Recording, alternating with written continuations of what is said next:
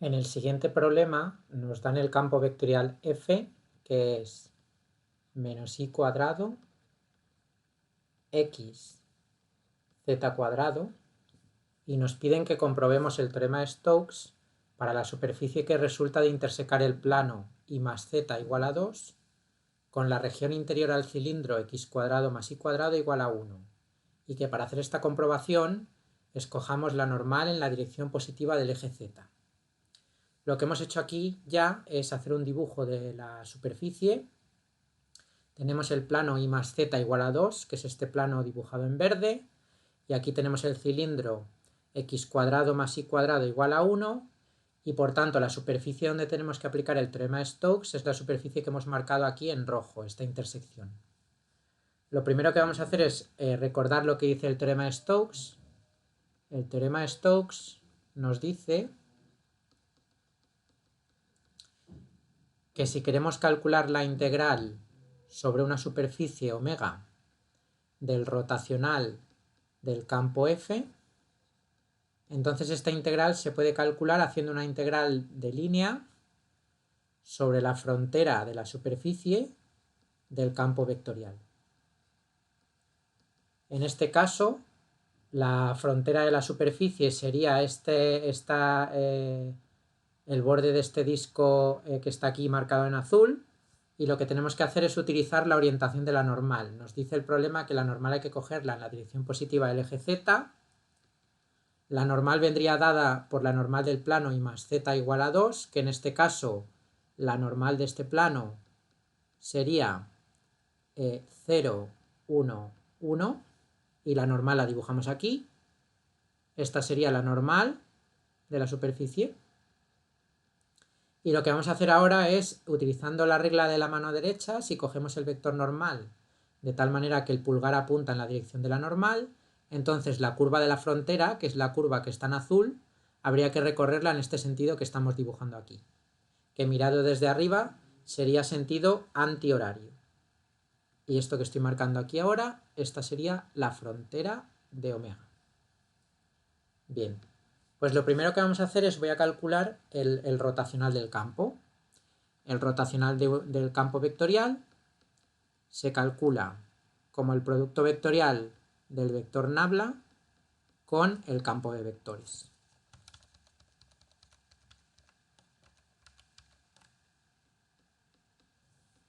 Este producto vectorial será, por tanto,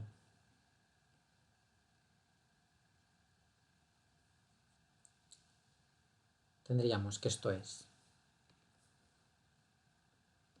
I, J, K. Luego tendríamos las coordenadas son menos I cuadrado, X y Z cuadrado. Bueno, lo primero que va es el vector nabla, que sería la parcial con respecto a X, la parcial con respecto a Y y la parcial con respecto a Z. Y ahora tendríamos el campo vectorial, que sería menos I cuadrado, X y Z cuadrado. Vale, pues la primera componente del rotacional, que sería la que va con Y, sería la derivada con respecto a Y de Z cuadrado, que es 0, menos la derivada con respecto a Z de X, que es 0. Es decir, la primera componente del rotacional es 0. Luego lo que va con J sería la derivada con respecto a Z de menos I cuadrado, que es 0, menos la derivada con respecto a X de Z cuadrado, que también es 0. Es decir, la segunda componente del rotacional también es 0.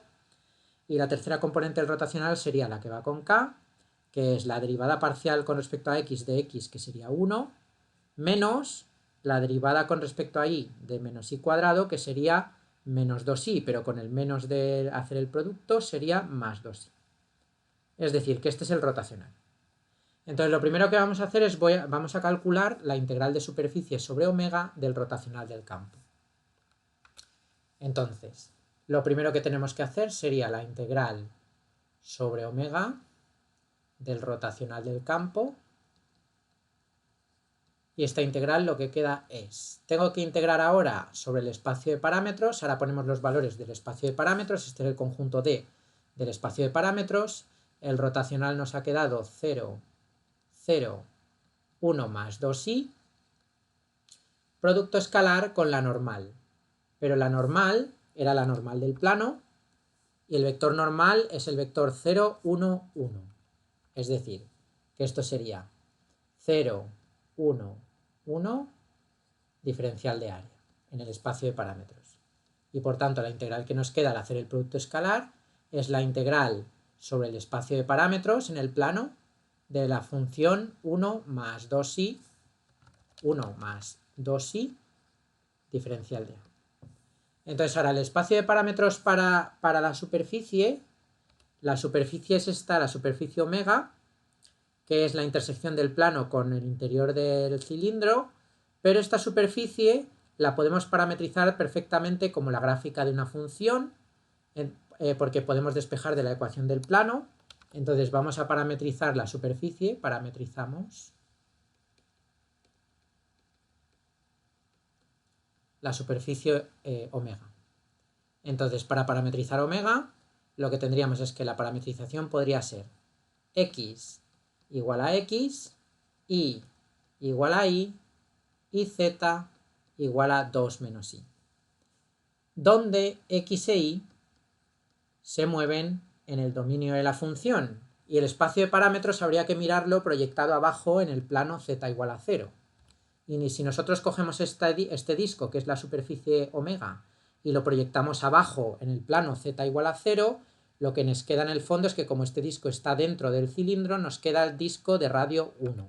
Es decir, que si nosotros ahora proyectamos abajo, este plano sería, este sería el espacio de parámetros, tendríamos que esto es i x 0, y aquí tendríamos este es el dominio de la superficie, de los parámetros de la superficie, que es el disco de radio 1. Es decir, este es el conjunto D. Y este es el disco, como he dicho, de radio 1.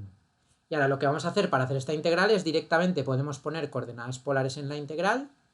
Entonces esta integral en coordenadas polares nos quedaría la integral entre 0 y 2pi, de la integral entre 0 y 1, de 1 más 2 r seno de teta, ya hemos pasado a polares, y ahora producto con el jacobiano en polares, que es r, y esto es dr de teta. Vale, pues esta integral nos queda. La integral es la integral entre 0 y 2pi de la integral entre 0 y 1 de r más 2r cuadrado seno de teta. Diferencial de r, diferencial de teta. Ahora, si nosotros separamos esta integral, lo que tendríamos por un lado sería la integral entre 0 y 2pi de diferencial de teta por la integral entre 0 y 1 de r, más, y ahora es 2 la integral entre 0 y 2pi de seno de teta por la integral entre 0 y 1 de r cuadrado de r. Ahora hacemos las integrales que tenemos aquí. La primera integral es 2pi. La integral entre 0 y 1 de r es r cuadrado entre 2, que evaluado entre 0 y 1 me queda un medio, más, y ahora me queda la integral, como la primera integral es la integral del seno de teta en un periodo completo, esta integral se anula, y por tanto lo que nos queda es que esto es así, y por tanto el resultado total de la integral del rotacional sobre la superficie omega nos queda pi. Lo que vamos a hacer ahora es, para comprobar el teorema de Stokes, vamos a hacer la otra parte, el lado derecho del teorema de Stokes, que en este caso el lado derecho sería la integral de línea del campo vectorial f a lo largo de la curva de la frontera de omega, que sería la curva esta que tenemos marcada aquí en azul, y la estamos recorriendo en sentido antihorario, mirada desde arriba. Entonces, lo primero que vamos a hacer es voy a parametrizar la curva de la frontera.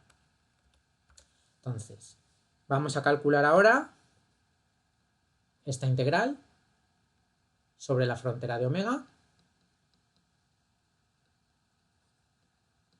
Y lo que vamos a hacer ahora para calcular esta integral primero es parametrizamos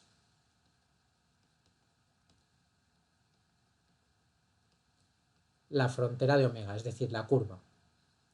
Entonces, para parametrizar la curva, vamos a introducir lo siguiente. El vector de posición sería x igual a coseno de t igual a seno de t y z igual a 2 menos i, pero i es seno de t. Es decir, y el parámetro para recorrer la curva iría desde 0 hasta 2pi. Vale, entonces como para hacer el cálculo vamos a necesitar el vector velocidad de la curva, entonces lo calculamos aquí. Este sería el vector de velocidad, que es r', que sería menos seno de t, coseno de t, y luego menos coseno de t. Entonces ahora ya podemos hacer la integral. Esta integral quedaría la integral entre 0 y 2pi. Ahora tenemos que coger el campo de vectores y evaluarlo sobre la curva. El campo de vectores del problema es menos i cuadrado x z cuadrado, es decir, que sería menos seno cuadrado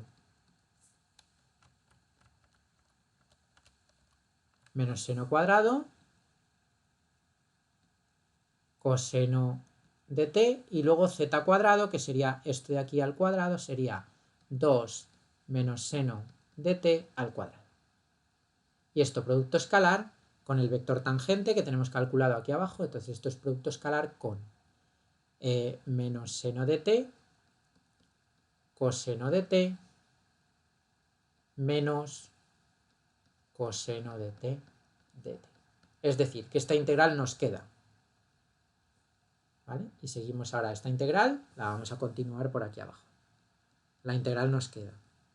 La integral entre 0 y 2pi, hacemos el producto escalar.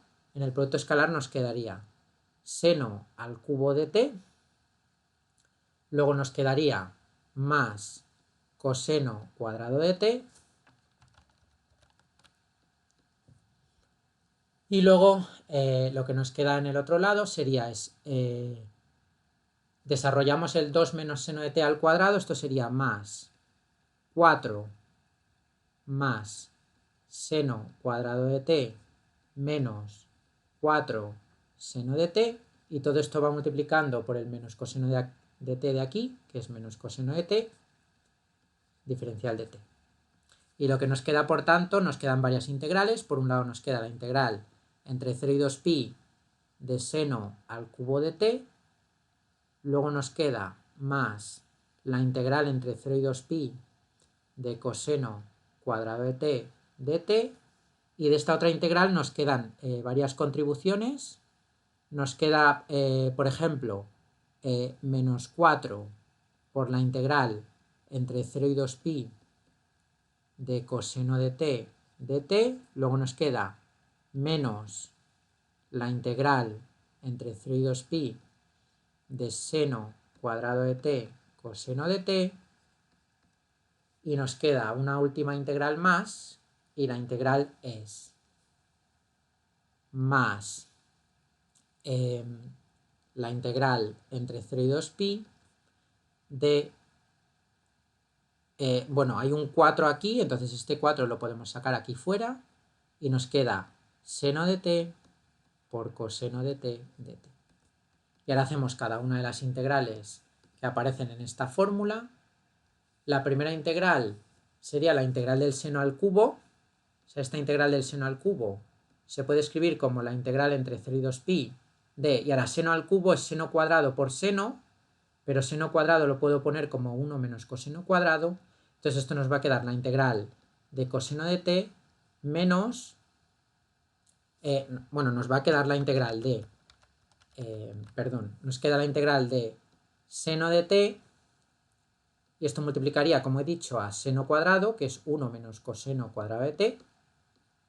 Esa es la primera integral. Entonces lo que nos queda en el fondo de esta integral es la integral de seno de t menos seno de t por coseno cuadrado de t diferencial de t. Esa es la primera integral, que ahora la calculamos. Ahora la segunda integral, la integral entre 0 y 2pi de coseno cuadrado de t, eso sabemos cuánto es, que es pi.